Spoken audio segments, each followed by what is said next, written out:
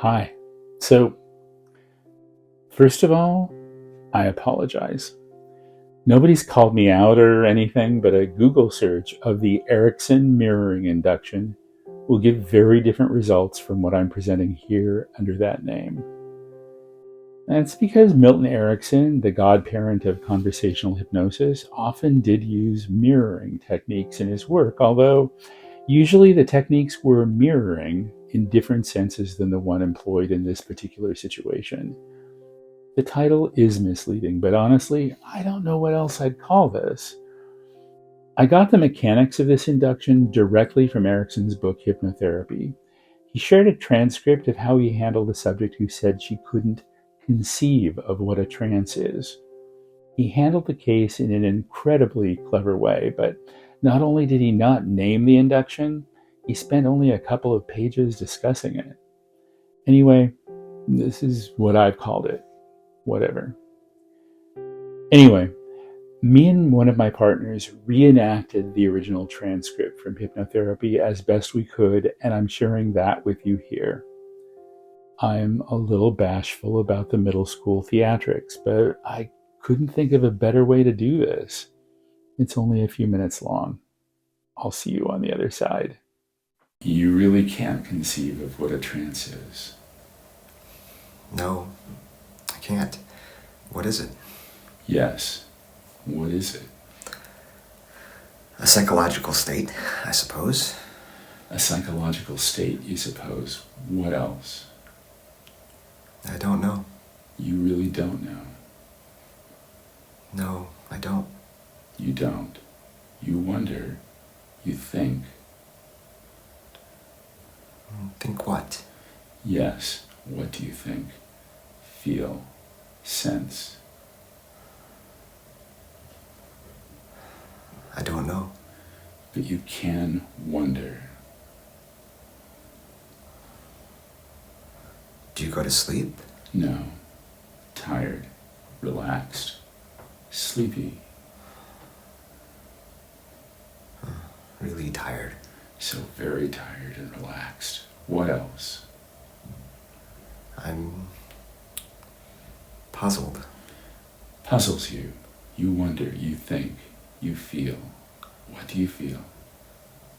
My eyes, Yes, your eyes. How? they seem blurred. Blurred. Closing. They are closing. Closing. Breathing deeper. Tired and relaxed. What else? Sleep. Tired. Relaxed. Sleep. Breathing deeper. What else?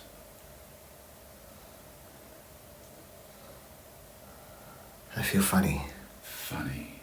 So comfortable. Really learning. Learning, yes. Learning more and more. Eyes closed. Breathing deeply. Relaxed. Comfortable. So very comfortable. What else?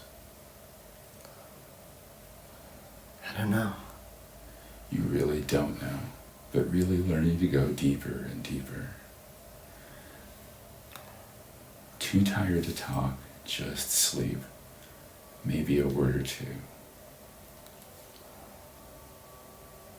I don't know. Breathing deeper, and you really don't know, just going deeper, sleeping soundly, more and more soundly, not caring, just learning, continuing deeper and deeper, and learning more and more with your unconscious mind. Here's the thing. For the purpose of sharing Erickson's concept, we did a reenactment, but that's the only sense in which this transcript should be considered a script. Erickson's approach to hypnosis was very much tailored to the individual subject, but this induction is Ericksonian to a degree extreme even by Milton Erickson's standards. The important takeaway from the transcript isn't the words, it's the demonstration of the concept. Forget the words and absorb the concept.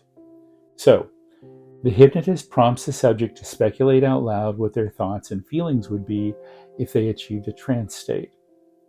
Erickson used this for patients who hadn't yet achieved trance, but also for patients who didn't believe they could achieve trance.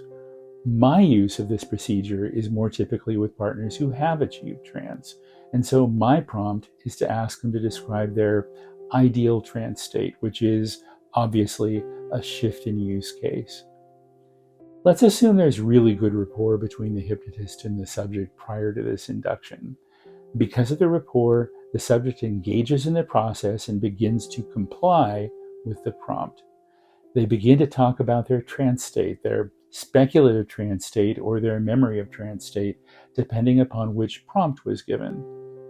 The hypnotist's job is to reflect, to mirror everything the subject says out loud in a way that communicates to the subject they're being fully understood.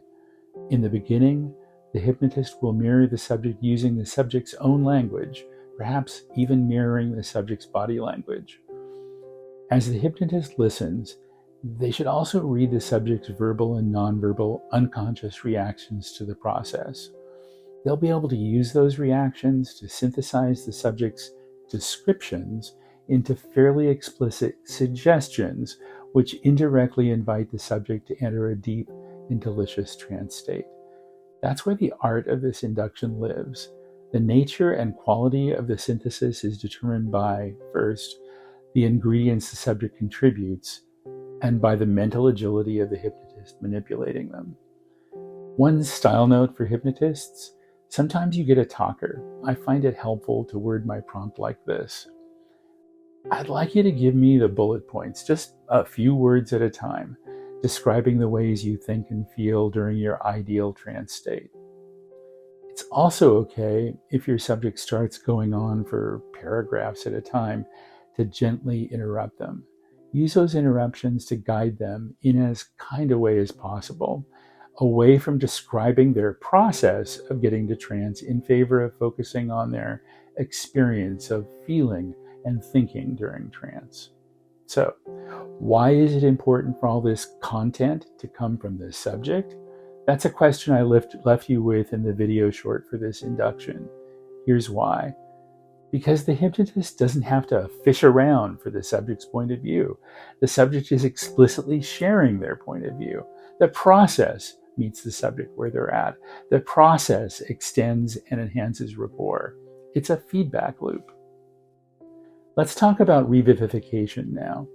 Revivification refers to a technique where the subject is guided to relive or re-experience a past event or a fictional scenario as if it were happening in the present, right now.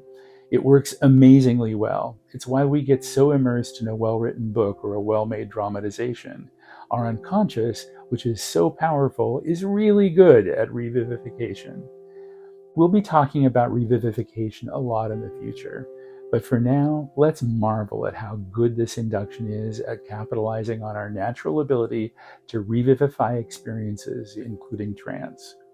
So not only does this induction increase rapport, not only does it create a feedback loop almost inevitably leading to a state change, it also uses our ability to relive experiences from our past or to preview experiences we haven't actually had yet, which I call previvification, by the way. It's gorgeous. By the way, once you've used this induction to induce trance a couple of times with your partner, I strongly suggest you use the same process to induce other state changes such as arousal or excitement or fear if you and your partner roll that way, or relaxation or joy. It's incredibly effective. And if the subject is already used to using this process for trance induction, they'll probably achieve the state change you want and, as a bonus, some trance state as a side effect. I love that.